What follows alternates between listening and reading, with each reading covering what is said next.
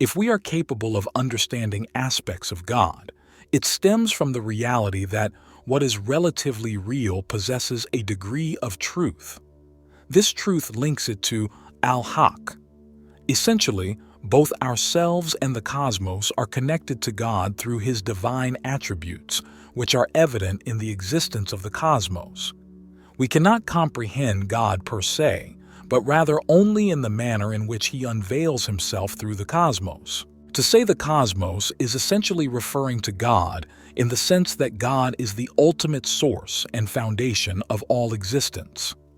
In philosophical and theological traditions, the cosmos is seen as a manifestation or reflection of the divine attributes and creative power of God.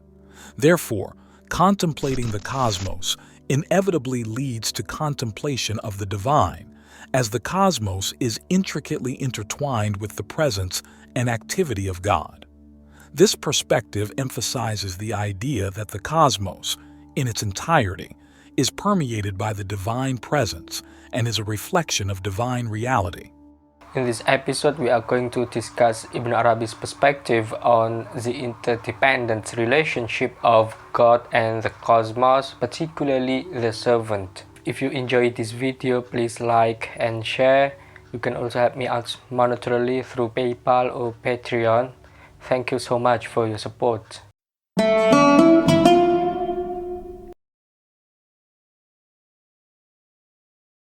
God serves as the foundation of all meaningful contemplation and conceptualization that can contribute positively to human development.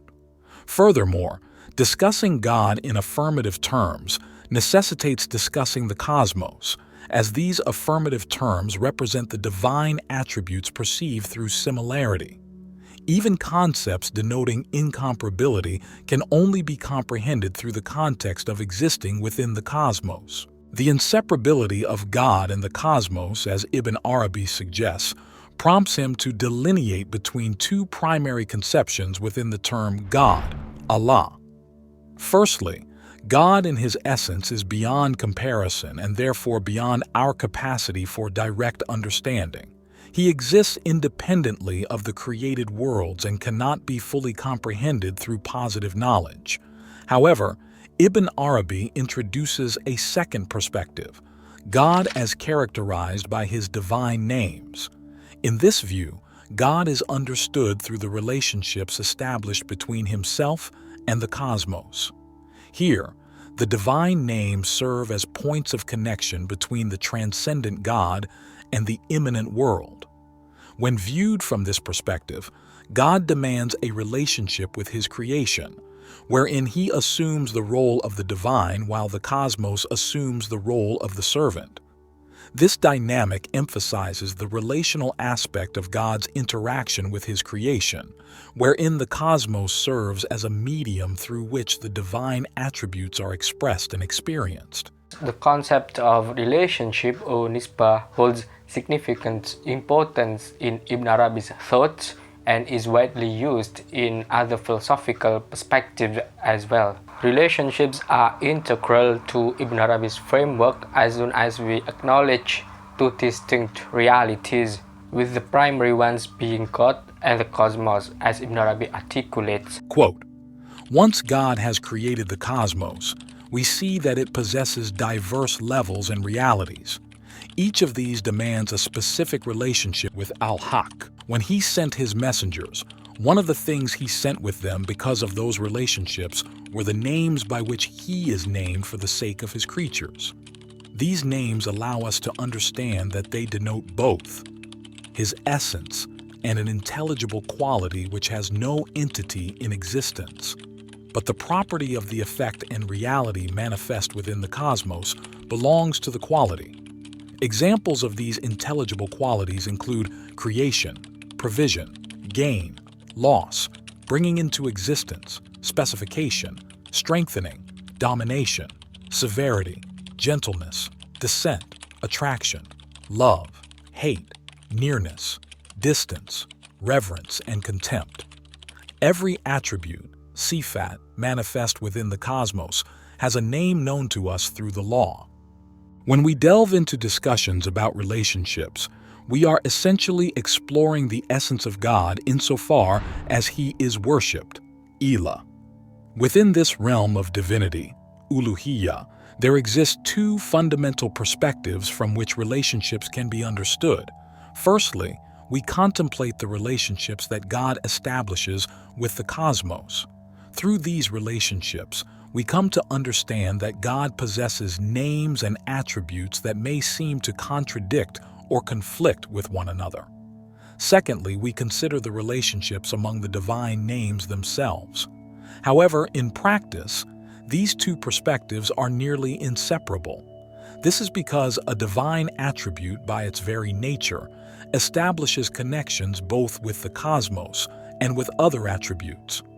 Utilizing the inherent relationships within the Arabic language, Ibn Arabi creates a polarity between the term ilah, God, and its past participle, malu, the godded over, which can be translated as divine thrall. This contrast highlights the dual nature of the divine, emphasizing both the worshipped aspect of God and the aspect of being subjected to divine authority or dominion. Ibn Arabi frequently mentions similar grammatical constructions, such as Lord, Rab, and servant, Marbub, or creator, Khaliq, and created, Makhluk.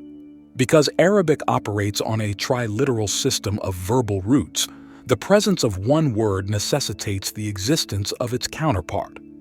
Likewise, the existence of one aspect in a polar relationship inherently requires the existence of its complementary aspect.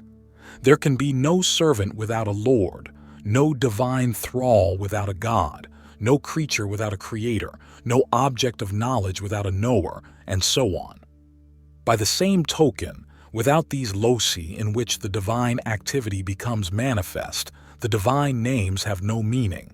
In essence, when we talk about God, we're essentially discussing the relationship between al-Haq and the created beings, al-Khalq, unless we directly contemplate the divine essence itself. The fundamental relationship between God and the divine thrall is likened to that of heaven and earth, or spirit and soul.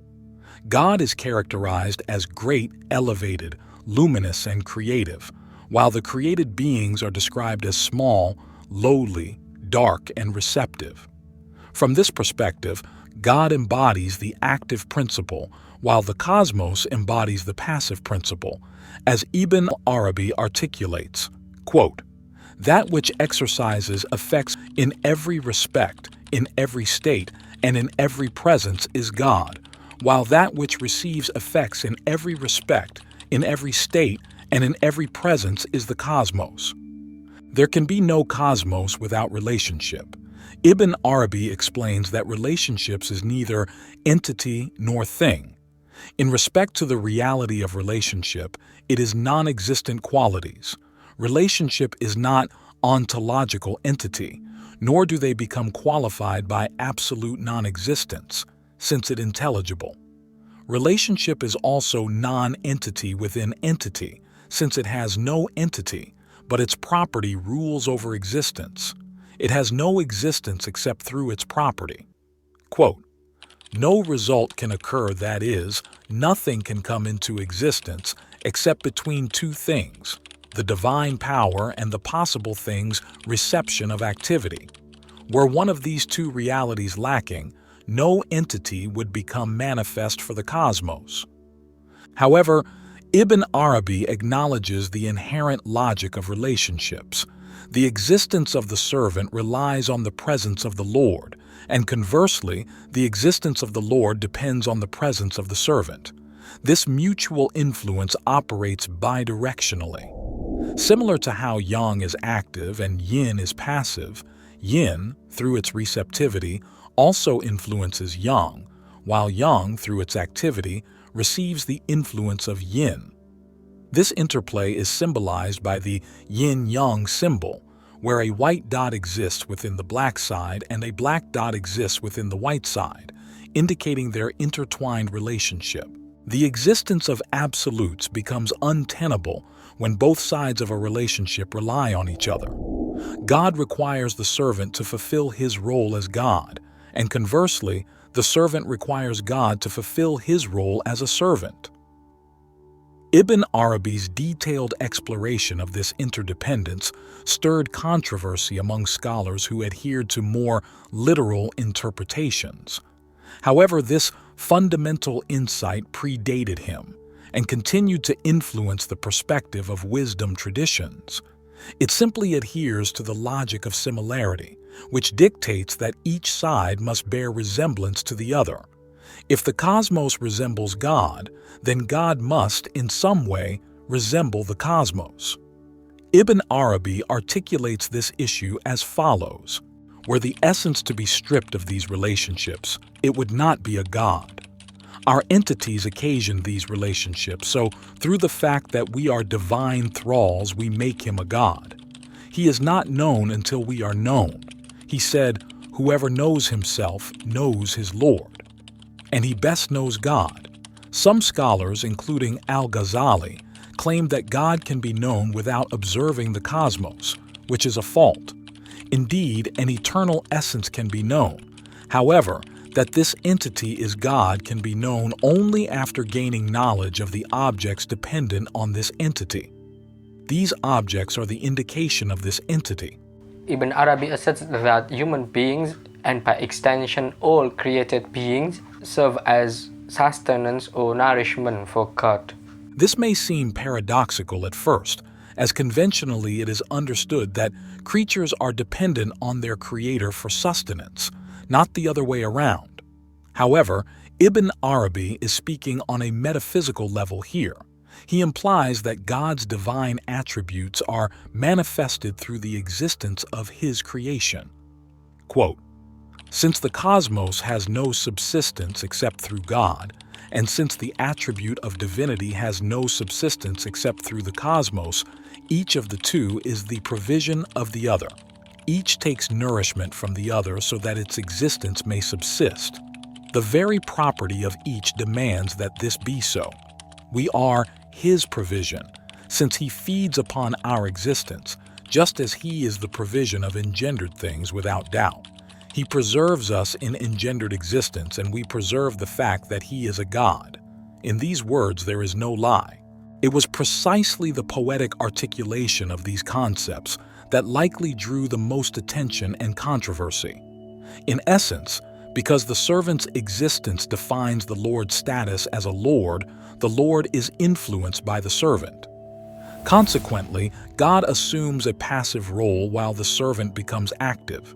This reciprocal dynamic of activity and passivity is inherently present in al-Haq, which is knowable. However, the unknowable essence of God remains entirely independent of the created worlds. God, as utterly incomparable and beyond comparison, remains unaffected by external influences, as there are no entities apart from God to exert influence. Thank you very much for watching. See you.